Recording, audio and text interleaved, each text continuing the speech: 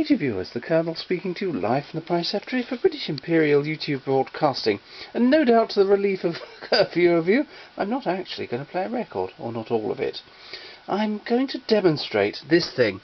I've had a request to do this, and that is an Expert Counterweight. Expert soundboxes are very heavy, and so are the EMG ones. They're far too heavy really. Bit over-engineered.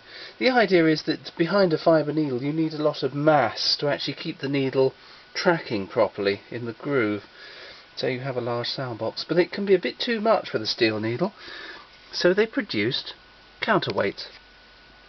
Now they work in rather an interesting way. They're fairly simple, just a bent piece of bar, there we go, which pivots. Locates underneath there, pivots in the middle, you've got a weight at the end. I've never seen two that are identical, I've only seen two or three of them. Some are just a plain bar with a weight with an adjustment on top. This one is a threaded bar, threaded right the way through from there to end there. And you've got the pivot here, which is also threaded because it needs to be adjustable on length to get everything into the right geometry, as it were. There we are. They're a bit of a pain really, but I've rigged this up. There we go. It's just touching the record. That's it. That's just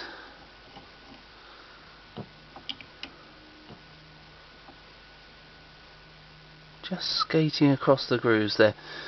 So if I put a little bit, move the counterweight up a little bit, we should. That's it. It's just touching the grooves.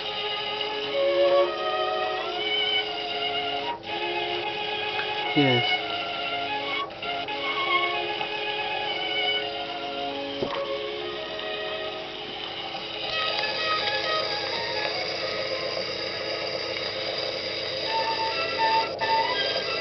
Just have a few turns. There we are. I think the threaded version that I have here is far more accurate. You can get a more delicate touch on the record. You don't want too much weight, but you need enough for it to track properly. Although these tone arms are very, very free, they're ball bearing mounted, so you don't have to worry too much about that. Now people say to me, well, we had some visitors at the weekend, some American visitors, and they well, he started off, I won't imitate him, I couldn't possibly. He was saying that his Victrola credenza could sound better than this thing. I thought, well, that's obviously he didn't bring it with him, but he was rather impressed, shall we say, by this machine. I took it over to the main house. It was impressive, but I have brought it back here. He was very impressed by that, and the fact that how well engineered everything is in these things.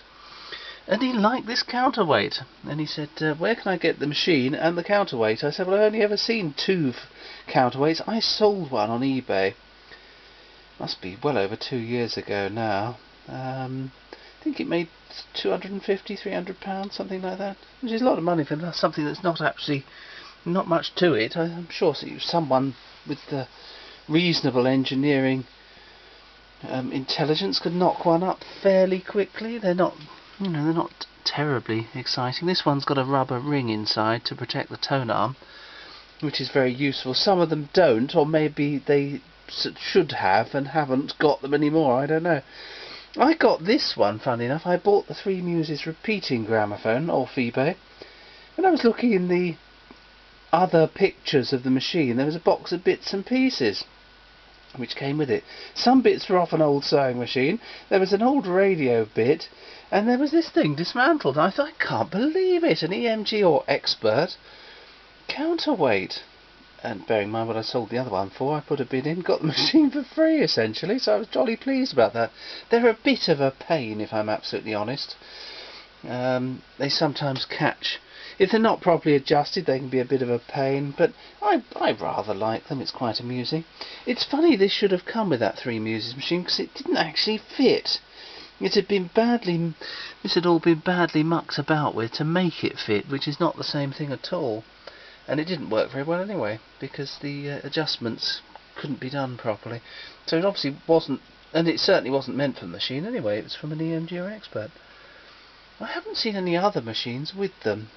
A friend of mine has managed to improvise one from some Meccano and a lump of lead, I think it was, something like that.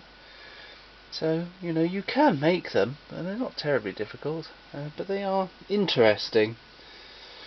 And if you're using fibre needles, they certainly preserve the life of those. My goodness, if you've got a good condition record and a fibre needle, you can sometimes get 4 or 5 plays out of it, whereas if you were not using the counterweight, you'd probably only get 1 or 2. Depends on the hardness of the needle, and of course the needles are a natural material, and they all, you know, even if you dry them properly and that, they all turn out slightly differently.